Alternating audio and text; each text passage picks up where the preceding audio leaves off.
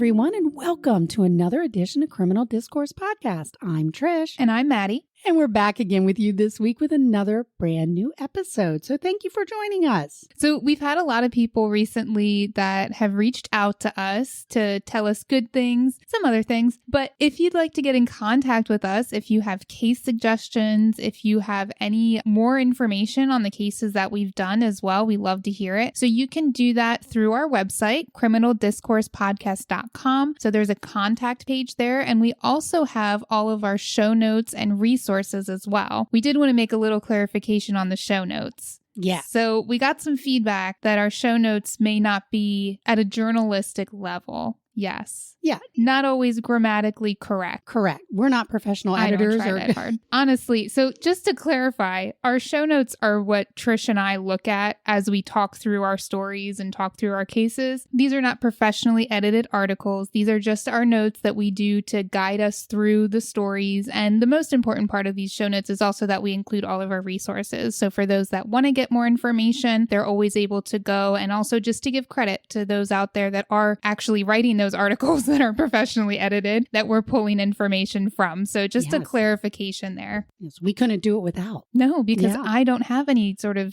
degrees in journalism or English or... I like reading the various articles, but yeah. So we also have an Instagram page, Criminal Dis Pod, and a Facebook page under the same name, Criminal Discourse Podcast, and also a YouTube channel where we have started releasing full episodes. Some of our full audio episodes there. All right, are you ready to get started? I'm so ready, Trish. We're jumping right in. This time we are going to Prince George, British Columbia, Canada. I don't think we've been there. We've been to Ontario in that region, but not British Columbia. Named in honor of King George III of England by Simon Fraser, who had established a fur trading post in the area with the Northwest Company. Now, this area averages a little over 80 inches of snow each year. That's a lot of snow. Yeah, it's so just quick interruption here. So my husband works in distribution of technical supplies, so like computers and things. And his market is Canada, like French-speaking Canada, and it includes British Columbia. So when he has to like ship things to places in British Columbia, the one time he was like, no, really, they need a snowmobile. Like you're going to have extra costs because they have to cross all of this snow just to deliver like simple goods. It's insanity. Well, it's 80 inches of snow a year. I know, but it's just so crazy. They're paying like $40 to get like something little shipped. It's very expensive. We're lucky if we get 20 inches a year. Yes. Anymore. So on Saturday, November 27th, 2010, around 9:45 p.m., Constable Aaron Keeler, a rookie officer with the Royal Canadian Mounted Police, noticed a truck traveling at a high rate of speed onto Highway 27. Now, this truck had come off an abandoned logging road south of Fort St. James and near Vanderhoff. The truck was a 2004 black GMC pickup. Now, what stood out to the officer was, one, why this truck was speeding away from a road that really didn't see much traffic, especially at that time of night. So the officer had pulled the truck over after a short time of following it when he noticed the driver was not slowing down. Now, he had clocked the truck going at 110 kilometers per hour. So for those of us in the U.S. for miles per hour, that's 68. Which, disclaimer, I may go above on my way to work each morning. Well, you also take a highway. That is true. This is like back roads, well, isn't it? No, it's Highway 27. So again, 68 miles per hour. Okay. So when the officer pulled the truck over, he was immediately suspicious that something just wasn't right. I mean, outside of the speeding. So first, the driver was wearing shorts and a sweater, and it's November, it's night, it's cold. The officer himself had long johns underneath his uniform to stay warm, and here's this, guy in shorts and a sweater. But what also stood out was the blood that looked to be on the shorts. The driver also had blood smears that could be found on the left cheek and his thigh, and it looked like a pool of blood was visible from the driver's side floor mat. So, check. So the driver had exited the vehicle after being directed to do so by Constable Keeler, and that's when the officer noticed an open container of alcohol. So he proceeded to pat down the driver, and he found, I call it a utility knife. It could be like a mechanical knife. He found a utility knife that looked also as if it had blood on it. So a short while later, another constable arrived on scene, and in their search, the officer found more alcohol. I believe it was Kahlua mudslides. Seriously? Yeah, like those little bottles like Kahlua mudslides. Yeah, but that's not what I expected to be in a truck with... Okay, We'll get there? We'll get there, kind of. So along with the alcohol, they found a bloody pipe wrench and a backpack that looked like it was something that would belong to a young girl since it was in the shape of a monkey. Now, the driver told the officers his name was Cody Legabokov and he was 20 years old. So the officers thought that Cody might have been illegally hunting or poaching in the area, so they radioed for the Canadian conservation officer to join them, and he arrived on scene around 11 p.m. So Conservation Officer Cameron Hill read Cody his rights, even though he wasn't technically under arrest. And he explained Cody didn't have to talk to him, but Cody decided that he would. So Cody tells the conservation officer that he and his friend Thomas had been out hunting deer. Now, while driving around, he said they had seen a deer on the roadway, so Thomas got out and shot it. And then they put the deer in the back of his truck and then drove down the logging road to dump it. Now, when asked why they didn't keep it, he didn't really have an answer for that. And then when asked why they just didn't move the deer off the roadway where they had shot it, he didn't really seem to have an answer for that either. And also, well, where's Thomas? Would be the other one. It wasn't really clear. He wasn't really giving a lot of clear answers. So Cody goes on to explain that he had a pipe wrench in his truck and that he had used it to hit the deer to put it out of its misery because I guess it wasn't truly dead from being shot. And the constable asked some more questions. Did you hit it? Did Thomas hit it? He goes, well, we both took turns. So when asked why he was poaching, Cody responded, quote, I'm a redneck. That's what we do for fun. With mudslides in the car. With mudslides. So the conservation officer, he didn't seem to believe Cody's story. He's like, okay, things aren't adding up here. And he confronts him and he says, we're going to have to track down your friend to collaborate your story. And he tells Cody that he's going to have to go down the logging road to locate the deer. And he also decided to ask Cody, and he's like, so when we run the blood on the wrench, the knife, and in the truck, that's going to be deer blood, right? And Cody said, yeah. It will be. So Cody was placed under arrest due to a violation of the Canadian Wildlife Act for illegal poaching. So while the conservation officer is talking with Cody, officers are finishing up searching the truck, and they found a hospital card in a black and white checkered wallet belonging to Lauren Leslie. This was found in the monkey backpack, which had been on the front passenger seat. They also found Brillo sponges and 2 crack pipes along with a cell phone. So Brillo sponges, they kind of go along with the crack pipe because Brillo sponges are used as filters in crack pipes, if you didn't know that. I did not. There you go. I'm not up on my crack pipe education, apparently. Well, I was going to say I do know that only because I used to work as a drug and alcohol counselor, okay. So I do know that. Not that I've ever used crack. So after finishing up his questioning of Cody, the conservation officer decides to go down the logging road again to search for this dead deer. So he follows the truck tracks and he comes across some footprints left in the snow. Now, along with these footprints, he sees some blood. So he follows the tracks and he comes across the body of a young girl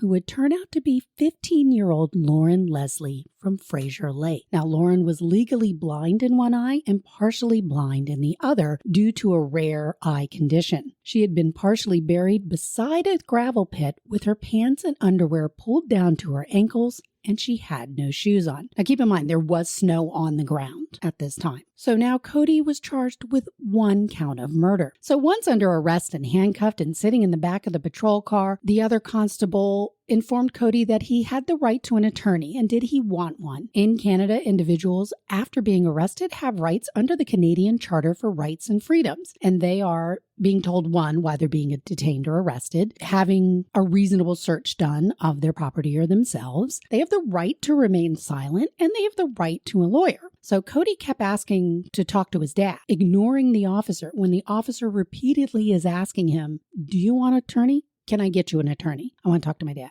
Do you want an attorney? Do you understand what I'm telling you? Do you want an attorney? I want to talk to my dad. And he's like, is your dad an attorney? No.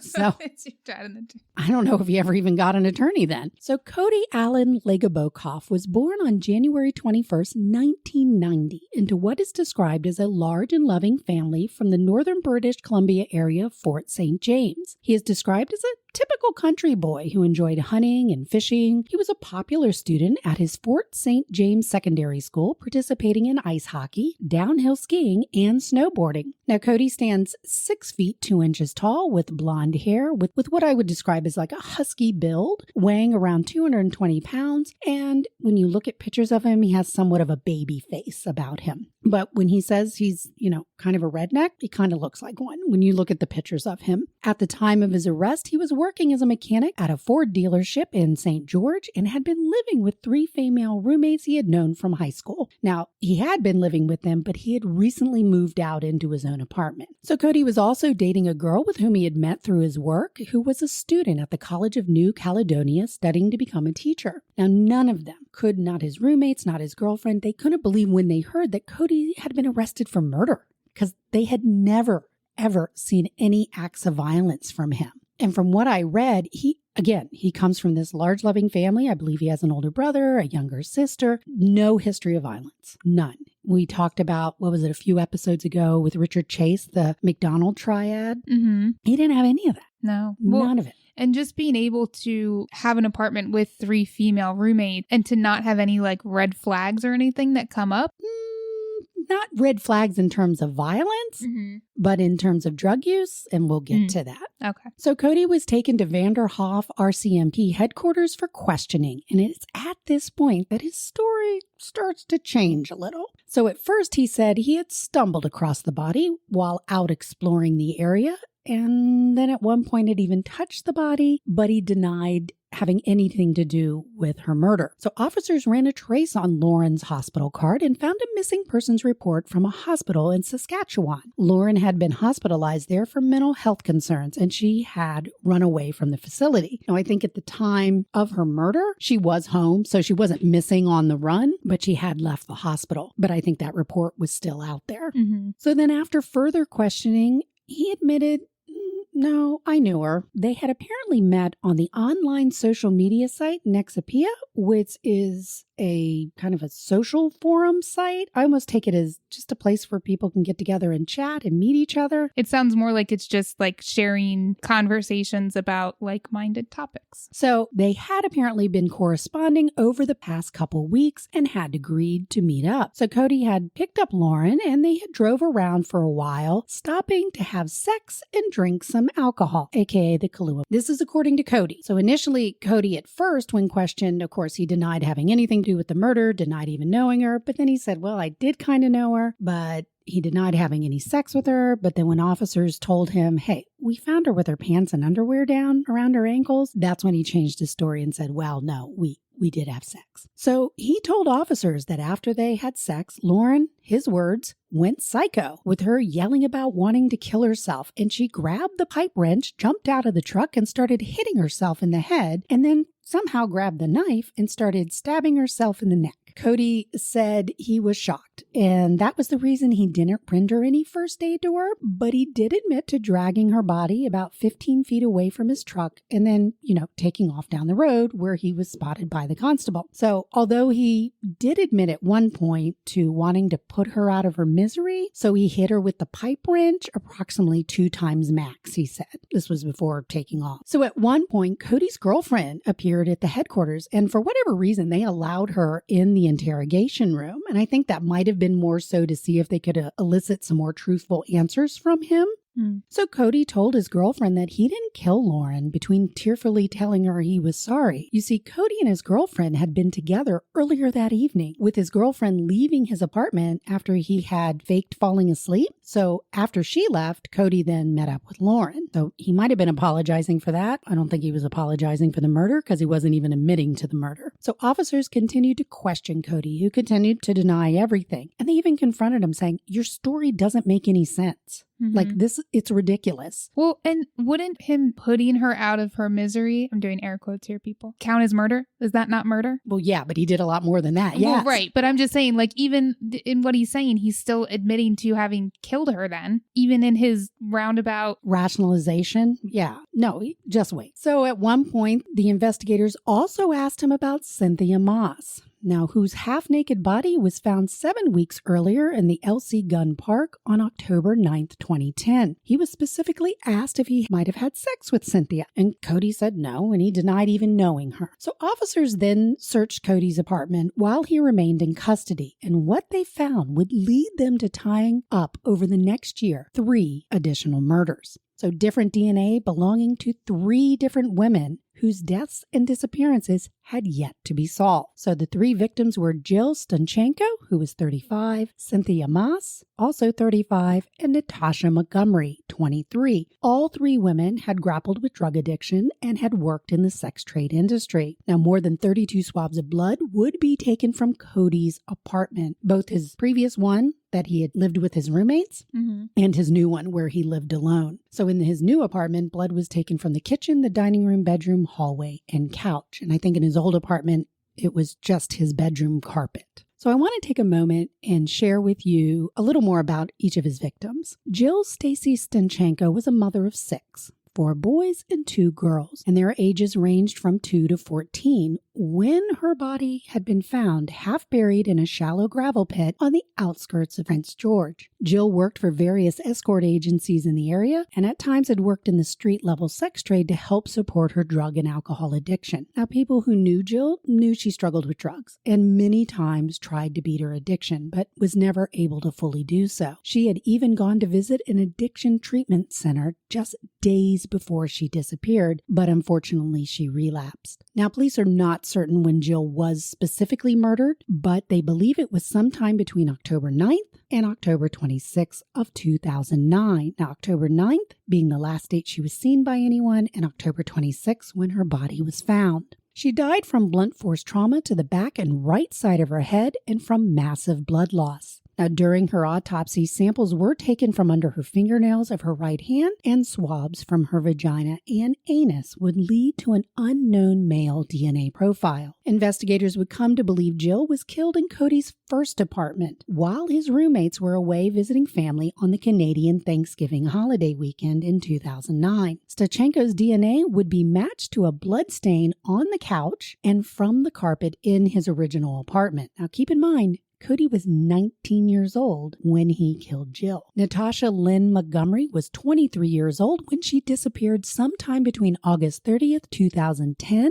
to September 1st, 2010. So there's not a lot of leeway with her. She had 2 children, a boy age 4 and a girl age 3 when she went missing. So Natasha and her longtime boyfriend was raising the couple's children when the 2 had separated due to Natasha's drug use. Blood samples would be matched to Natasha Montgomery, who had disappeared after being released from the Prince George Regional Correction Center. Natasha had been staying with a friend for about 2 weeks when she disappeared. Her body has never been found. I'd read one article where she had contacted her boyfriend asking for money to come home. She wanted to be reunited with her children, and unfortunately, she disappeared. Forensic testing is what tied Cody to Natasha's death. Again, those samples taken from Cody's apartment would match Natasha. The shorts that Cody had been wearing at the time of his arrest had 2 spots that matched Natasha's DNA. Apparently, he didn't do laundry. And in Cody's apartment, his new one, Natasha's DNA was found on the bed sheets, a mattress. No, you're fine. I'm trying to think, when does this? So this was November. No, this was August and September. But this is November. He hadn't changed his sheets? Oh, or at least he didn't wash them. Mm-hmm. Sorry. No, I got distracted.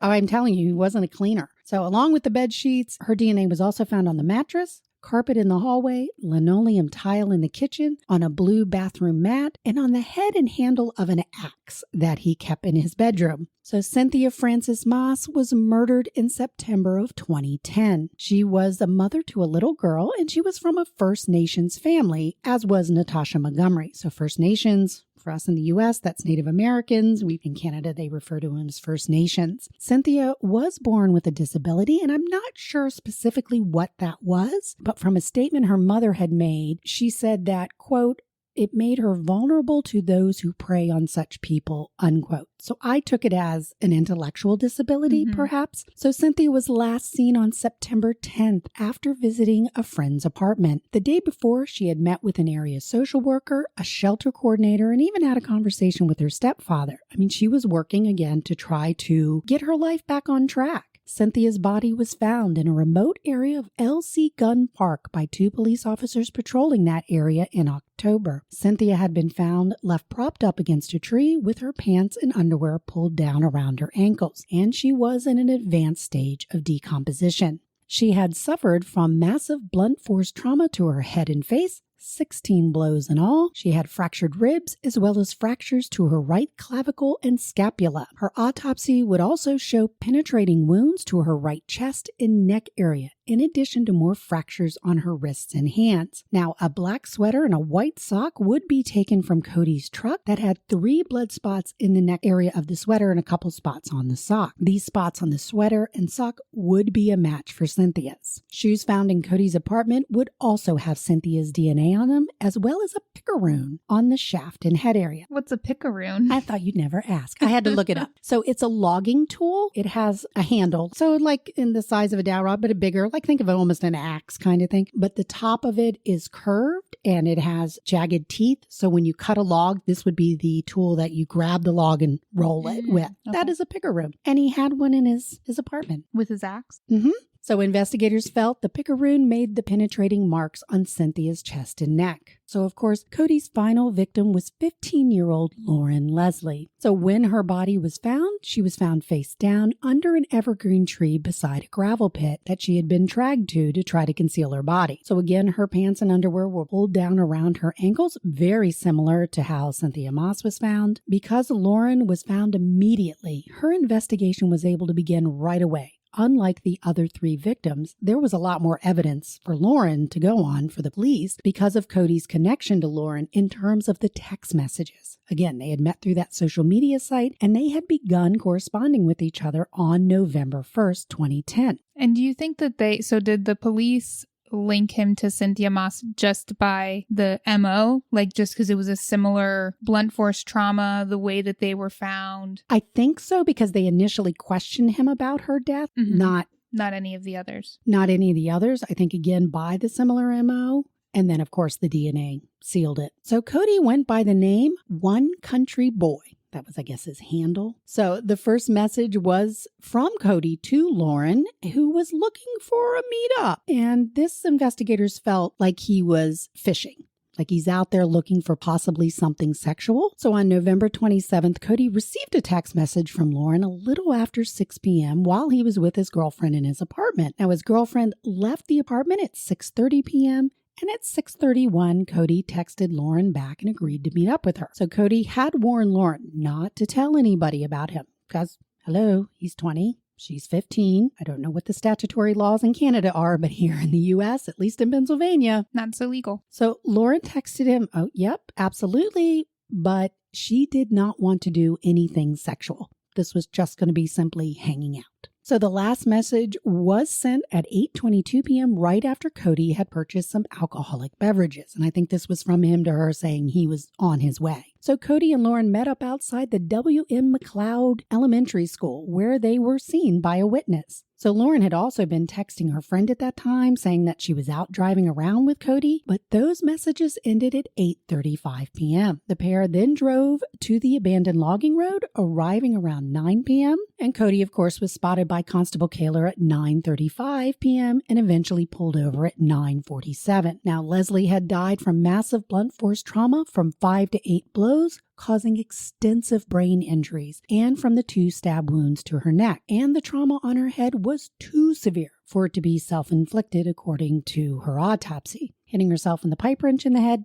not so much. She also had fractures to both of her hands and wrists, along with extensive bruising to both of those areas, which told authorities that she had tried to fight him off. When Cody was pulled over, he, of course, had her blood on his sweater and shorts, along with a couple others, and also had her cell phone in his pocket. So on October 17th, 2011, Cody is charged with 3 additional counts of first-degree murder for Stanchenko, Moss, Montgomery, and, of course, Lauren Leslie. So on June 2nd, 2014, Cody, who was now 24, his trial began in Prince George, and Cody pleaded not guilty to all 4 counts. The jury would hear from 93 witnesses in all, and his trial would last until September. Oh, it was long. Oh my God. I think there was a little break in there for jurors, but pretty much it went each week. The Crown informed the jury that all 4 murders were committed by Cody, who sexually assaulted each of his victims before killing them. Now, Cody's 3 female roommates would take this down for the Crown, which is in the U.S., the prosecution. So one roommate testified that when she returned home from visiting her parents over that Canadian Thanksgiving weekend, she had gone to Cody's room to check on him. So it looks as if they rented a house. So the girls lived up on like the main floor and then he had a basement bedroom. And she said she found him lying on the couch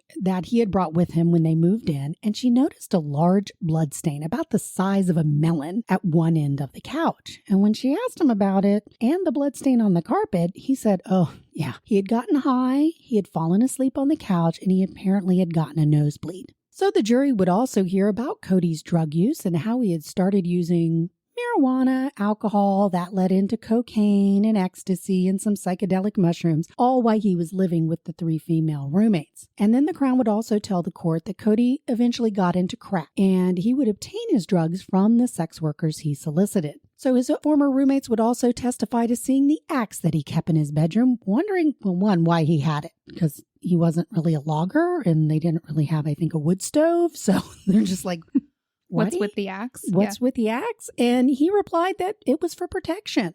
Okay. So on August 26, Cody would take the stand in his own defense, sticking to his story he told about Lauren's death and telling the jury he was only present for the murders of Jill Stanchenko, Cynthia Moss, and Natasha Montgomery. So did he mention who had actually killed them? Oh, wait for it. So Cody tells the jury that drug dealers that he would identify only by the letters of X, Y, and Z were the actual killers. So X, Y, and Z apparently had been at his apartment, be it his first apartment he had with his roommates and then his second apartment where he lived alone, when each of these women were murdered due to the victims owing a drug debt. And that was the reason they had been murdered. So to him, you know, they're all kind of partying. And then the drug dealers tell him, hey, we're going to murder, say, Natasha Montgomery because she owes money. That's his story. Who let him on the stand? His defense attorney. But why? I don't understand. I don't understand that either. So he claims his only involvement, according to him, was that he was a witness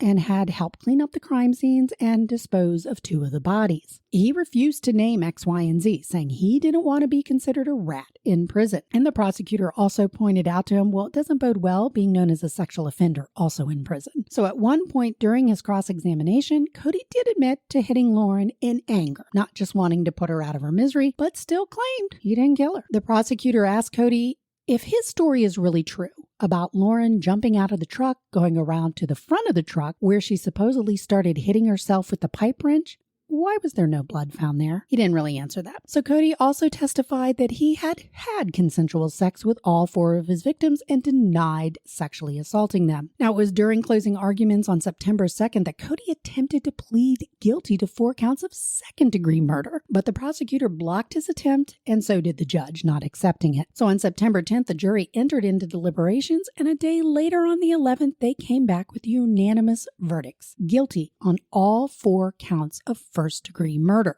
Now, reading the oral argument for sentencing document written by the prosecutor, he talks about Cody's credibility, which he didn't seem to believe he had much of. The prosecutor pointed out that Cody would often draw others into his stories that may not exist or had nothing to do with it at all, like his childhood friend, Thomas Russell, who he brought into his poaching story when he was originally pulled over, and the drug dealers, X, Y, and Z, implicating them in the murders, even though there is no physical evidence to implicate them at all. There was nothing found in the residences he lived in. There was nothing on the victims' bodies or at the dump sites. And we all know Cody didn't clean any of his apartments. So if there was something, they would have found it. He didn't clean his clothes. He didn't clean his apartments. He certainly didn't clean his truck. Is that the life tip? Make sure you clean up after yourself. I'll leave that out. Wash your sheets. Yeah. So the prosecutor wrote again that nothing ever seemed to be Cody's fault. Things just seemed to happen that he was not directly responsible for. He also noted that the injuries that Cody inflicted on his victims were, and this is a quote from the sentencing document, massive and disfiguring. the object of each attack appearing to be aimed at not simply killing, but degrading and destroying them. Now, Cody, to this point, had not shown any remorse or guilt for his actions. He was sentenced to life in prison with no parole for 25 years. And the prosecutor also asked that Cody be placed on the National Sex Offender Registry. Keep in mind, Canada does not have the death penalty. So in Canada, there was a clause that they had called the Faint Hope Clause that would allow Cody to apply for parole after just serving 15 years in prison. Now, this provision has been repealed since 2011 for cases involving serial murder, which in his case, he is. So his crimes, however, occurred before this change took place, so he could be eligible. I mean, can he at least try? I don't think he'll get it, but he can at least try. So Cody has never told authorities where Natasha Montgomery's body is, and I've read that at times he has tried to use this information to try to leverage things for his own personal use. So in 2019, Cody made the news again due to shock and outrage that he had been transferred to a medium security prison in Ontario. So he was in a maximum security prison, I believe, in British Columbia called the Kent Institution, and then he got moved to a medium security in Ontario. And when prisoners are transferred, there's supposed to be a notification of the family, the victims' families, but only 2 of the 4 families were notified of this transfer. And then officials were like, why is he getting transferred? Yeah. He's not that long into his sentence. And now why is he going down to medium security? So I read one article where some official asked for an investigation, but I'd never seen anything since. And officials are not saying what prompted that transfer. Speculation, however, is that it may have to do with Natasha Montgomery's body. Like, okay, we'll give you this if you tell us where she is. Right. And or maybe he's owning up to some other deaths. The Highway of Tears has 18 unsolved murders. Did he have anything to do with more victims out there? I don't know.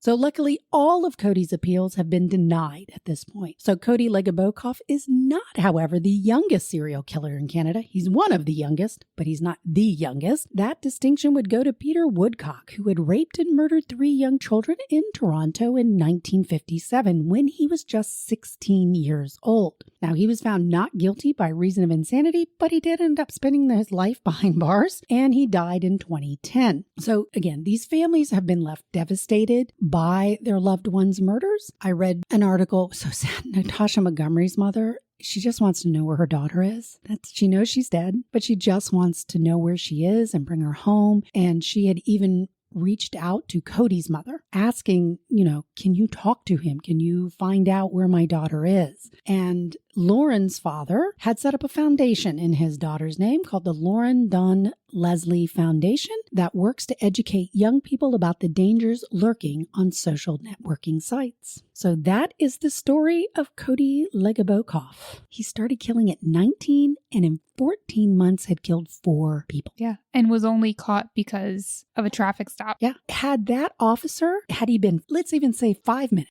early or 5 minutes later, he would have never seen him. And he wouldn't have stopped. No, why would he have? And he had no history. He was not in any system or database. Like, again, they had these DNA profiles, but they had no one to match it to because he never committed a crime. I mean, prior to Jill Stanchenko. Insanity. I know, right? Good case, Tris. Good case. They're good. If you'd like more information on this case, I put in plenty of resources in our show notes. Check them out. What got me onto this case, I had listened to an early episode of Court Junkies, and I'd started listening to it, and I had stopped and I thought, I want to research this case. But what little I started listening to was really good, and then I went back and listened to it all. So I highly recommend if you want to hear more of like the interview tapes that they had with Cody and with the constables and some of the court stuff, definitely check it out. It's an early episode. I forget which episode number is, but it was one of the earlier ones. And I think there's some things out on YouTube. I didn't watch them specifically, but there's a couple different things on Cody Legebokoff. All right. I want to take a moment to give a shout out to one of our listeners, to Dawn M,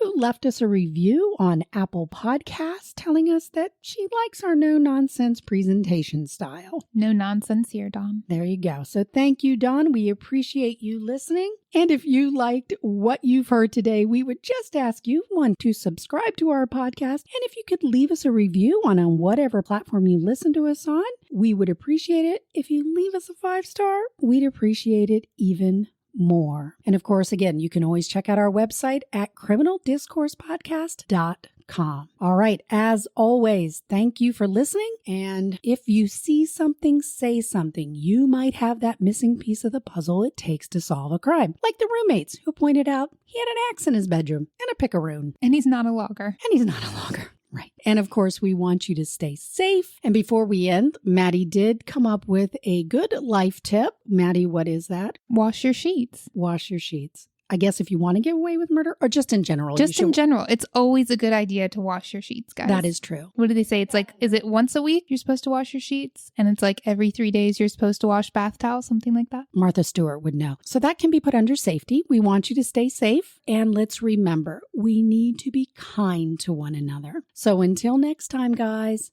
bye. Bye.